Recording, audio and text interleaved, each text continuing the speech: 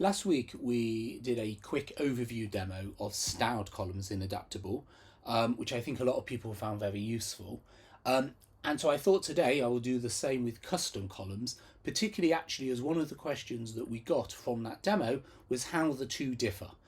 So in a nutshell, styled columns in Adaptable are columns which Adaptable renders, but they're underlying data columns. They're normal data columns. They show data from your data source, and Adaptable provides lots of nice ways of rendering them in very effective format. Custom columns are different because these are columns which generally are not in the underlying data source, but you define them in various ways, and Adaptable will add them to AgGrid's underlying column definitions.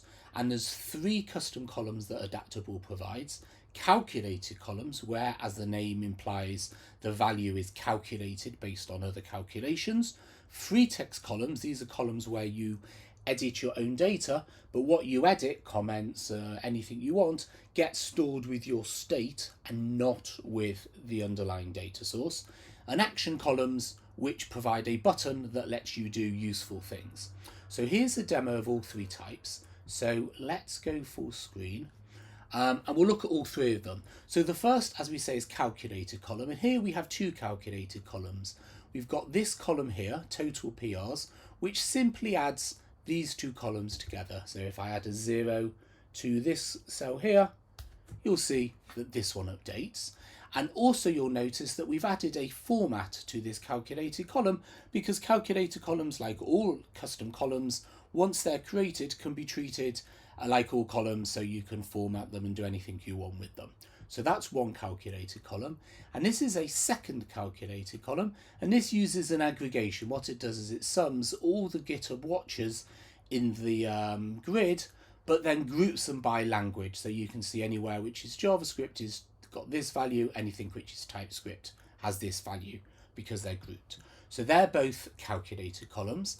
Another type of custom column is a free text column, and we've got two here.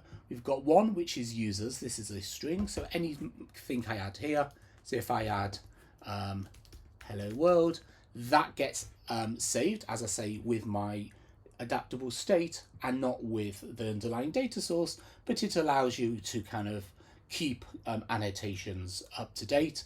And here's another one which is actually a Boolean, and therefore that one renders as a checkbox. So those two are free text columns.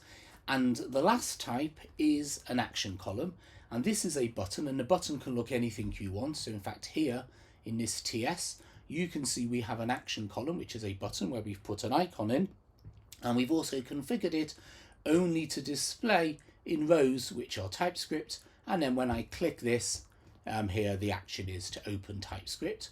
And this is another action column. In this one we've got two buttons, and what these do is they manipulate the issue change. So when I click up, you can see the issue change goes up, and when I click down, it goes down or up.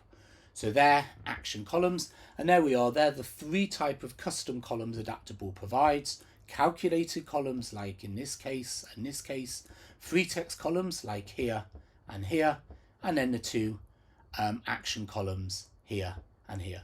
Obviously for each of these there's lots more you can do, all sorts of configuration. Calculated columns in particular can be incredibly complicated because we provide quantile calculations and cumulative calculations and very powerful expressions. But hopefully this is a useful overview to custom columns. If you'd like to learn more, please get in touch. We'll be delighted to give you a personalized demo, or indeed offer you a free, no obligation trial license. Thank you for watching.